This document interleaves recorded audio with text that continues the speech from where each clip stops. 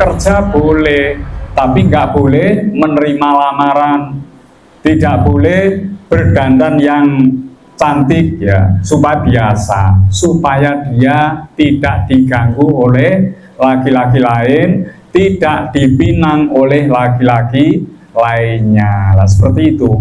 Jadi tidak harus di rumah saja 4 bulan 10 hari, tidak, waktu yang pendek, padahal kebutuhan sehari-hari untuk memenuhi kebutuhan keluarga, anak dan lainnya perlu aktivitas di luar. Maka itu boleh, tapi tetap menjaga diri untuk tidak diganggu oleh laki-laki, dan selama itu tidak boleh menerima lamaran ya, khitbah di kumpulan para.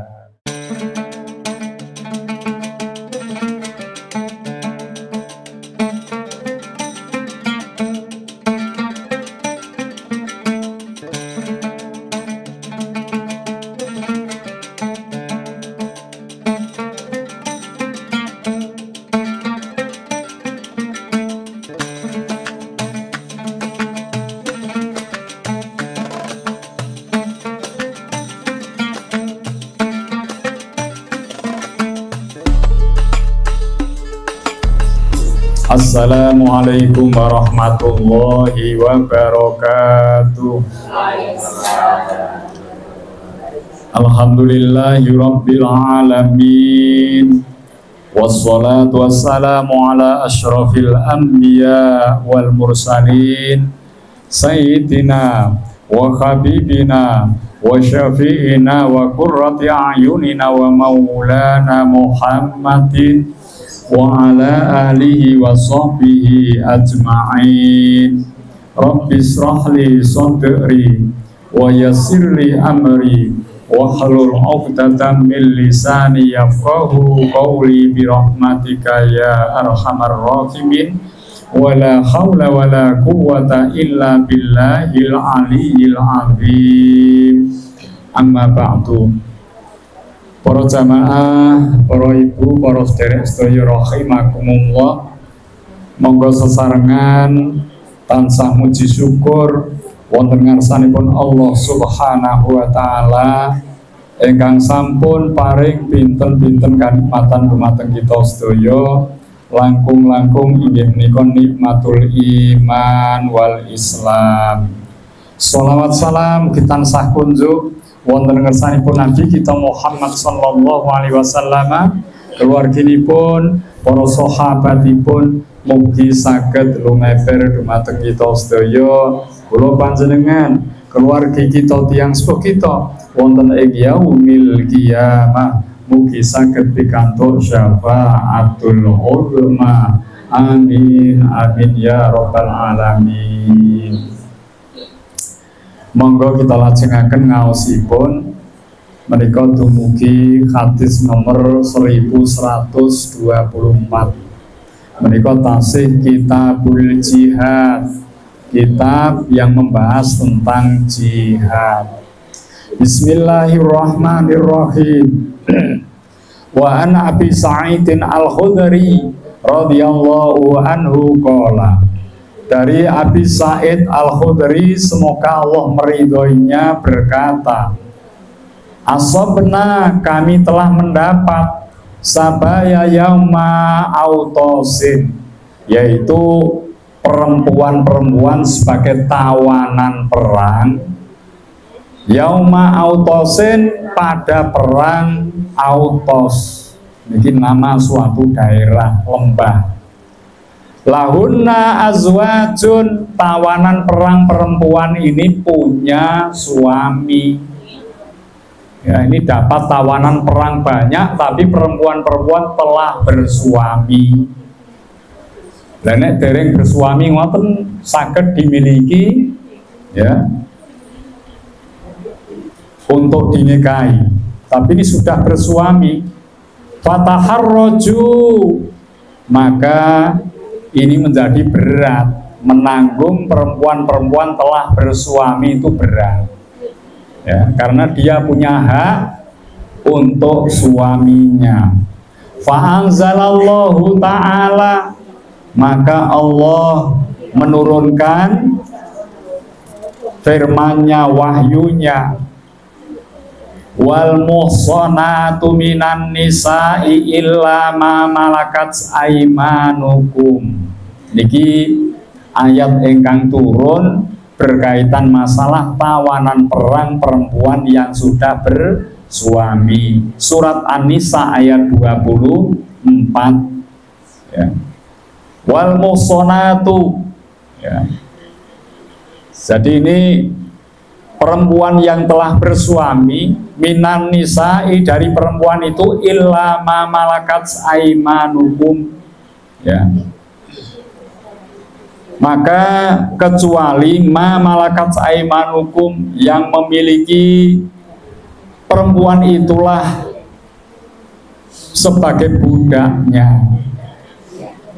Maksudnya perempuan-perempuan yang telah bersuami itu boleh digauli oleh yang memiliki dia sebagai budak. Nek boten budak, boten asal dipun gauli ya.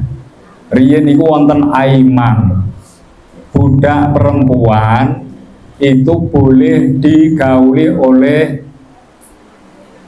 tuannya, majikannya, dan itu halal.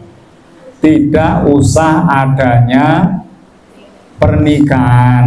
Niku ngoten riyen, memiliki budak 2, 3 misalnya, maka budak itu bisa diperlakukan sebagaimana layaknya istri. Kenapa begitu? Karena budak itu menjadi milik resmi dari majikannya, dari tuannya. Lah niku ayat ini menjelaskan kebolehan seorang laki-laki menggauli budak-budak perempuannya. Tapi nek tawanan perang niku mboten budak dan dia masih punya suami, maka hal ini dilarang untuk digauli sebagaimana budak perempuan yang dimiliki. Iki setunggal nggih. Dados dalam peperangan, tawanan perang yang perempuan dan telah bersuami ini tidak dibolehkan untuk digauli seperti layaknya budak-budak yang dimiliki. Akhrajahu Muslim, hadis ini dikeluarkan oleh Imam Muslim. Wa an Ibni Umar radhiyallahu anhu maqala, dan dari Ibnu Umar semoga Allah meridhoinya berkata, ya, Ba'asa Rasulullah sallallahu alaihi wasallam, Ba'asa sudah mengutus sapa Rasulullah sallallahu alaihi wasallam, Rasulullah sallallahu alaihi wasallam, sariyatan wa ana fihim ya. Rasulullah sallallahu alaihi wasallam ini telah mengutus napa niki untuk berangkat menuju peperangan wa ana fihim, dan saya masuk di dalam pasukan itu, qibala Najdin, sebelum menuju ke Najd, faghanimu ibilan kathiron, maka kami mendapat ghanimah berupa ibilan, onta, kathirotan yang banyak. Dan ini perang menang untuk onta jumlah kata fakanat suhmanuhum, maka kemudian dibagilah onta-onta itu kepada mereka yang ikut berperang. Isnai asyara ba'iron, masing-masing orang mendapat isnai asyara 12 onta. Wa nufillu ba'iron ba'iron, setelah itu masih ditambah 1 onta 1 onta. Terus niki peperangan yang mendapatkan banyak onta ya. Onta itu bisa jadi merupakan kendaraan yang dipakai untuk berperang. Karena musuh dikalahkan, maka onta kendaraannya bisa dimiliki oleh kaum muslimin. Nah, niku nggih. Terus niki pembagian harta ghanimah jumlahnya banyak ya, sehingga masing-masing dari prajurit itu mendapatkan ya bagian dari unta tersebut 12 ekor masih ditambah. Muttafaqun alaih menika dipun riwayatake Imam Bukhari dan Imam Muslim. Wa anhu, dan dari Ibnu Umar radhiyallahu anhuma, qala berkata, qasama Rasulullah sallallahu alaihi wasallam, qasama telah membagi sapa Rasulullah sallallahu alaihi wasallam yauma Khaibar, pada peperangan Khaibar, lil farosi sahmaini walir rajili sahman. Rasulullah membagi harta ghanimah perang ini pada waktu perang di Khaibar, lil farosi, bagi orang yang berkendaraan kuda.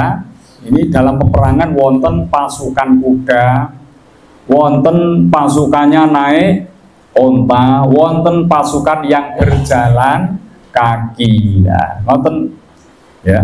Kalau yang naik kuda ini karena kudanya juga mahal, larinya juga kencang, bisa menerjang di tengah-tengah musuh, maka ini merupakan pasukan andalan ya.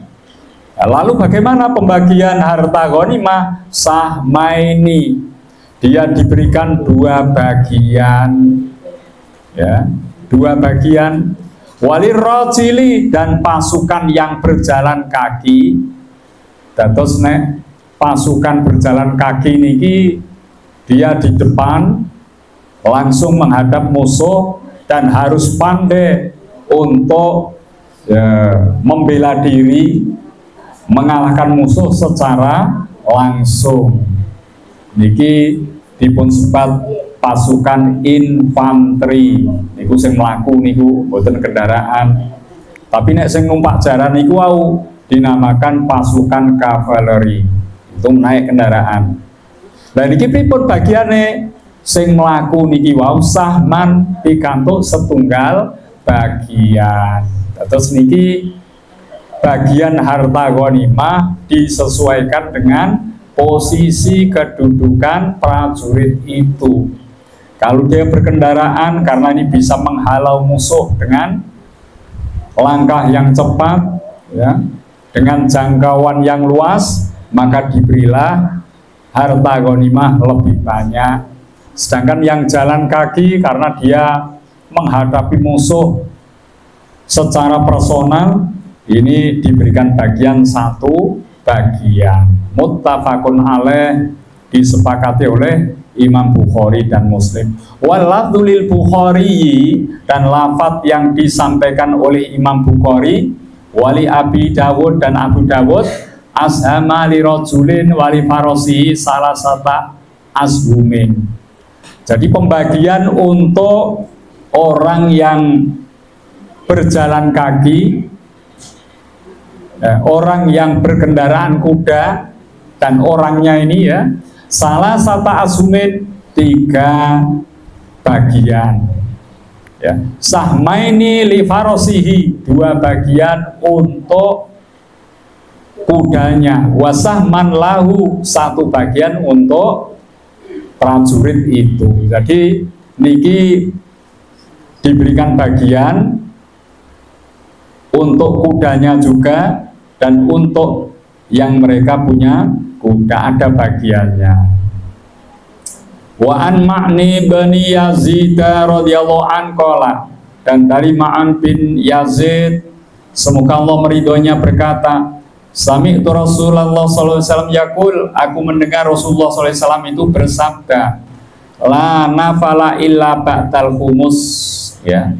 La nafala, tidak ada pembagian tambahan, pemberian tambahan niku illa ba'dal khumus, kecuali setelah dikurangi 1/5. 1/5 niku kangge sinten? Untuk bagiannya Allah dan Rasulnya. Nah niki nggih. Terus ada sebagian dari harta ghanimah itu dimiliki oleh Rasulullah, menjadi haknya Allah Subhanahu wa ta'ala. Jadi tidak dibagi kepada seluruh prajurit. Baru setelah dikurangi 1/5 ini, sisanya dibagi kepada prajurit yang berperang sesuai dengan posisinya masing-masing. Yang membagi siapa? Dibagi oleh panglima perang. Ya, nanti akan ditentukan bagiannya. Wa an Habib bin Maslamatin, dari Habib bin Maslamah radhiyallahu an, semoga Allah meridhoinya, qala berkata, Sahidtu Rasulullah sallallahu alaihi wasallam, aku menyaksikan Rasulullah sallallahu alaihi wasallam nafalar rub'a fil bad'ati.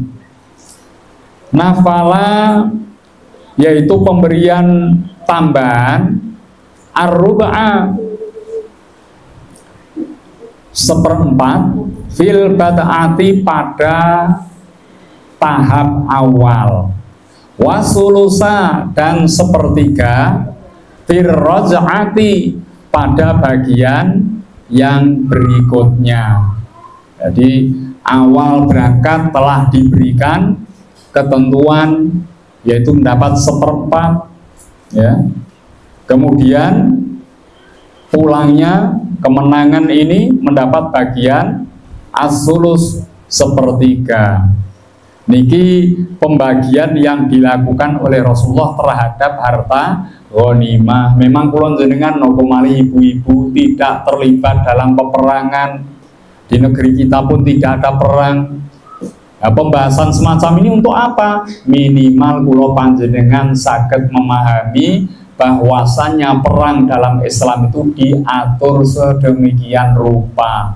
Tidak asal-asalan perang, wonten aturanipun. Ngantos harta ghanimah rampasan perang ini pun dibagi dengan ketentuan yang bijaksana. Paling boten niki, boten perang sing merusak segala fasilitas yang ada, membunuh semua orang yang dijumpai, menghancurkan harta bendanya, tidak demikian. Penjaran-penjaran boten ngoten, wonten aturan-aturanipun. Inilah yang patut kita pahami dalam ajaran Islam. Perang saja ada aturannya, ya.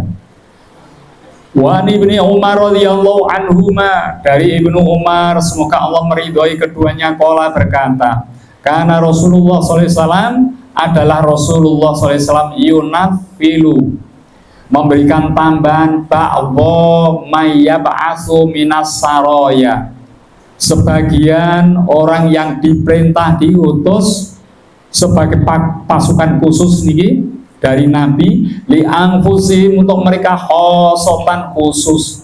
Jadi pasukan yang diutus Nabi khusus ini diberi tambahan khusus.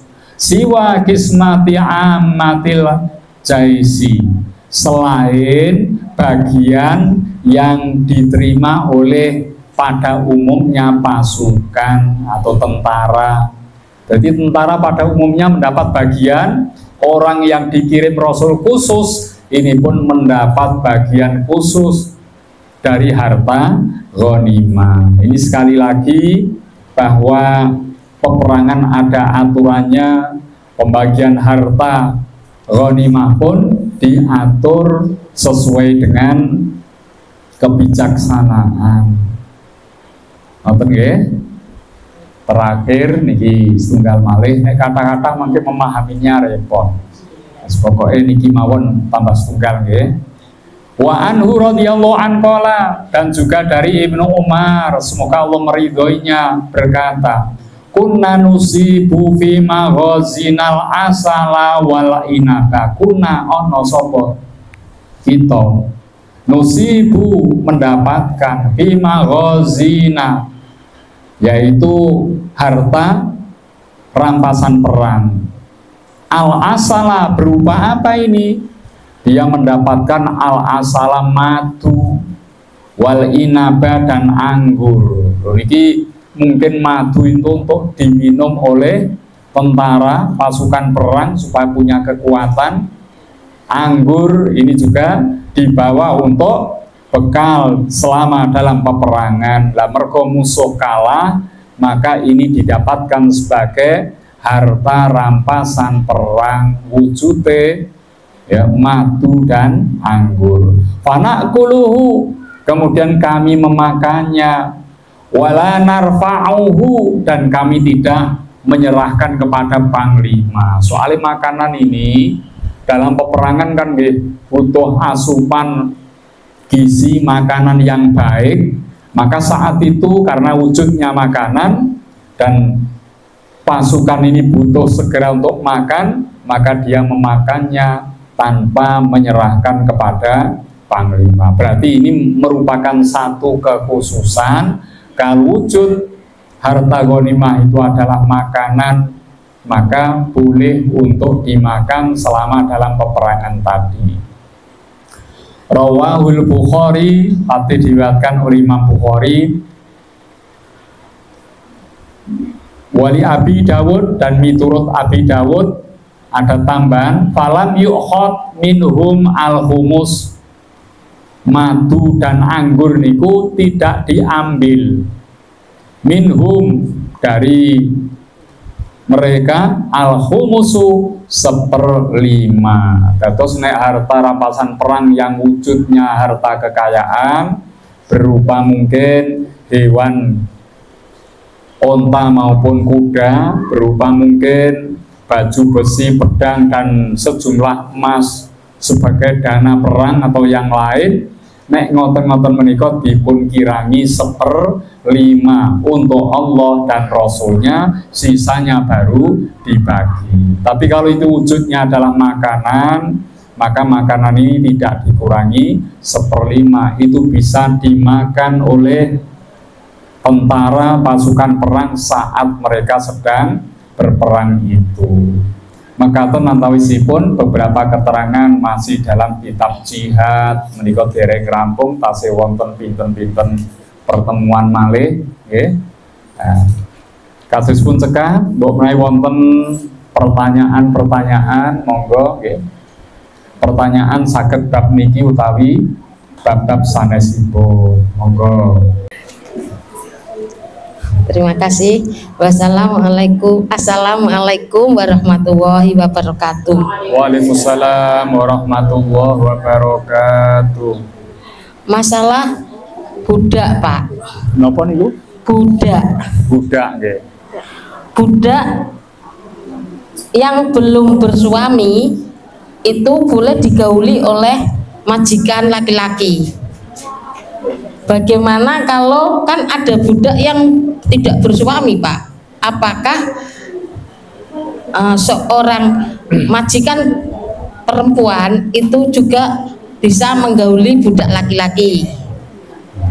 Ya, terus seandainya punya anak, Pak, apakah statusnya itu, status anak tersebut bagaimana? Ya. Ampun nggih. Ya, begitu Pak. Ya. Terima kasih. Wassalamualaikum warahmatullahi wabarakatuh. Waalaikumsalam warahmatullahi wabarakatuh. Perbudakan samenika pun boten wonten, itu zaman dahulu memang pernah ada, dan budak ini tidak bersuami. Budak tidak bersuami, tidak beristri, karena budak itu ya tidak dimiliki oleh yang lain, dimiliki oleh majikannya. Maka kalau seorang punya budak perempuan, ya itu kepunyaannya, sehingga kedudukannya setara dengan istri kalau perempuan nggih. Berarti pertanyaannya angel nih. Kalau budak itu laki-laki miliknya perempuan, soalnya biyen niku sing duwe budak wong lanang-lanang nggih. Jadi suami istri punya budak, yang punya hak milik dalam keluarga itu umumnya adalah laki-laki, bukan perempuan. Bukan perempuan, nggih. Misalnya wonten suami istri punya budak laki-laki, laki-laki itu milik suami, karena dalam keluarga itu, dalam ajaran Islam, yang berwenang memiliki segala sesuatunya itu adalah suami. Istri aja milik suami kok. Nah niku nggih. Lah niki nek wonten misale janda perempuan membeli budak laki-laki, maka laki-laki itu menjadi miliknya, apakah boleh digauli? Lagi sing angel iki. Soale sing menggauli kan mestinya wong lanang ke wong wedok. Nek ana wong wedok sing butuhke wong lanang ngeten nggih. Lah niku cara hukum nggih boleh, tapi nggih napa niku majikan perempuannya berkeinginan untuk itu kepada laki-laki sebagai budaknya atau tidak. Menurut hukum boleh, itu miliknya kok ya, boleh.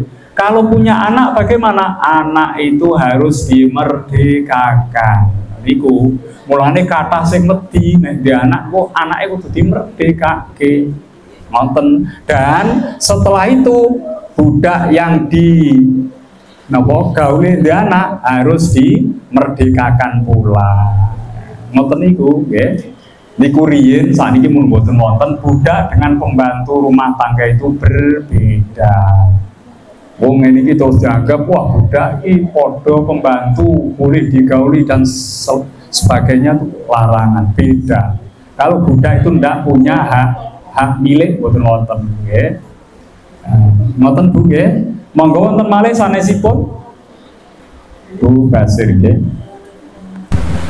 Waalaikumsalam warahmatullahi wabarakatuh. Mau tanya mengenai itu Pak, masa iddah kalau ditinggal suami itu 3 kali suci. Terus selama 3 kali suci itu bagaimana kalau kegiatan perempuannya itu harusnya berdagang terusan apa selama itu harus sebelumnya habis bisa berdagang atau bisa mengikuti pengajian itu Pak, boleh Pak? Ya.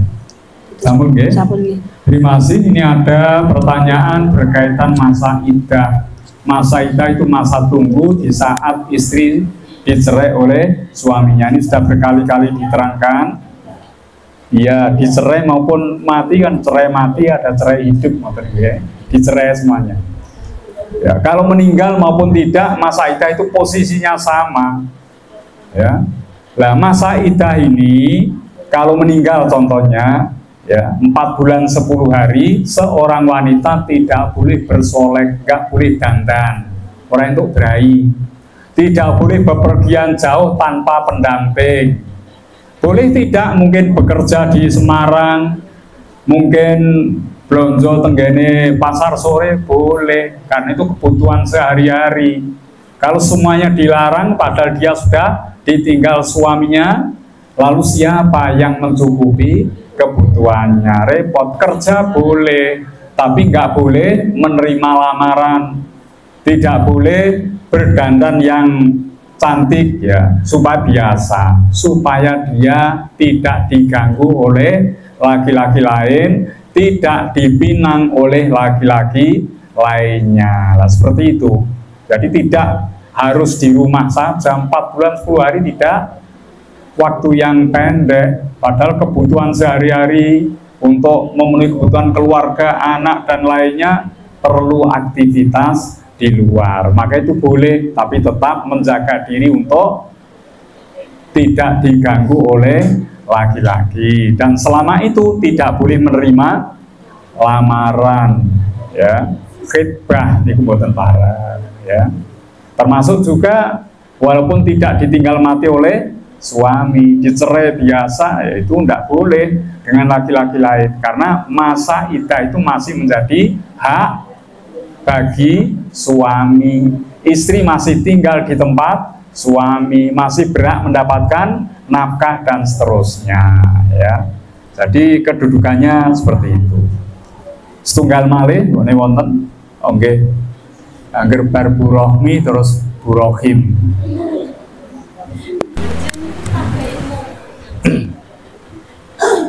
Terakhir gini. Assalamualaikum warahmatullahi wabarakatuh. Waalaikumsalam warahmatullahi wabarakatuh. Ini tentang takziah di orang tua kita yang sedang meninggal. Yes. Seumpamanya kita dapat musibah, terus dapat ujian, terus kita bisa curhat di makam orang tua kita. Karena saya pernah dengar kalau kita datang ke makam orang tua kita, seumpamanya kita mendapatkan masalah apapun, kita bisa curhat di makam orang tua kita itu. Terus menurut Pak Muja itu bagaimana? Karena seumpamanya bilang gini, Mak, uripku kok susah banget, ngoten kan? Terus kadang minta doanya agar disukseskan anak-anak kita. Minta doanya juga semoga keluarga kita menjadi sakinah mawaddah warahmah. Itu saja dari saya. Wassalamualaikum warahmatullahi wabarakatuh. Waalaikumsalam warahmatullahi wabarakatuh. Ini ada pertanyaan, kalau ziarah kubur ke orang tua dan seseorang itu sedang mendapatkan banyak masalah lalu curhat kepada orang tua yang telah meninggal di kubur itu, ya, ini hukumnya bagaimana? Okay. Kalau kita ziarah kepada makam orang tua, yang jelas ini ada riwayat, nek kula dengan ziarah ke makam orang tua itu mengetahui akan kehadiran kita, tahu, senang, ya. Maka dia sampai mendoakan, ya Allah, baguskanlah kehidupan anakku ini, karena dia sering berkunjung ke makamku dan mendoakanku. Panjenengan kula mboten usah nyuwun wong tuwa wis ndongakne ngoten. Setiap kita berziarah kepadanya. Lalu apakah perlu curhat? Ya, yang jelas meskipun orang tua mendengar dan melihat kehadiran kita, tapi komunikasi tidak bisa dilakukan dua arah. Piye Pak kabari? Misalnya ngoten nggih, jenengan temriko pun sekeca napa mboten lha niki.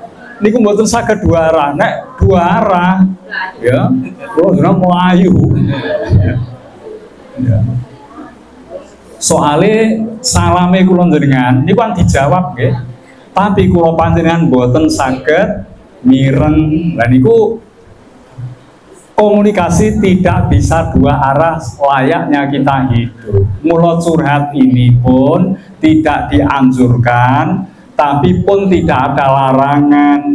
Mungkin dengan sumpeke rak karuan, arep ngomong karo wong liya, kuwatir rahasia ini diketahui dan disebarluaskan, akhirnya curhatnya di tempat itu sebagai hanya pelampiasan saja. Ini mboten masalah. Ya.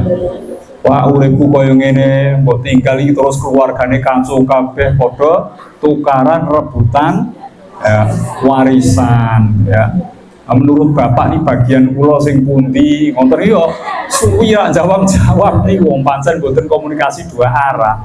Wis pokoke jenengan badhe matur kados ngoten, uripku susah macam-macam, monggo itu sebagai sarana untuk napa istilahnya melampiaskan saja persoalan yang mengganjal yang tidak mungkin untuk disampaikan kepada orang lain. Nek wis ngono rasane plong, lah niki mboten masalah. Nggih, dados mboten wonten larangan kados ngoten, tapi tidak dianjurkan pula kita untuk menyampaikan persoalan-persoalan hidup kita kepada orang tua kita. Soalnya nek niku terjadi, wong-wong tua ning kono ya ana kalane susah keadaane, jenengan tambah nyusai malih, wah aku ning kene dianu malaikat koyo ngene malah waduli kok kan tambah repot nggih.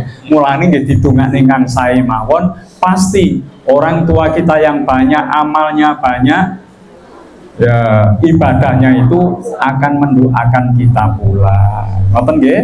Kadospun cekap menika wonten susulan. Kalau sampun kita dongake bi barokatil Fatihah, Bapak Haji Triadi dan Ibu sekarang ini juga ada di RT 14 ini yang telah berangkat mendahului Pak Haji Tri niki, Bapak Dwi Indarto. Ini sudah berada di tanah suci. Mari kita bacakan suratul Fatihah, semoga lancar semua ibadahnya, meluas pada kita, semoga diberikan kemudahan untuk bisa datang menjadi tamu Allah di tanah suci. Wa lima qasidina al-Fatihah. A'udzubillahi minasyaitonirrajim. Bismillahirrahmanirrahim. Alhamdulillahirabbil alamin. Arrahmanirrahim. Maliki yaumiddin. Iyyaka na'budu wa iyyaka nasta'in. Ihdinas siratal mustaqim. Siratal ladzina an'amta 'alaihim ghairil maghdubi alaihim waladdallin. Matur suwun kados pun cekap bila anggen matur wonten kekirangan nyuwun pangapunten. Wallahul muwaffiq ila aqwamit thoriq. Wassalamualaikum warahmatullahi wabarakatuh. Allahumma sholli ala Muhammad. Ya Rabbi sholli alaihi wa sallim. Allahumma sholli ala Muhammad. Ya Rabbi sholli alaihi wa sallim. Ya Habiballah, ya Rasulullah.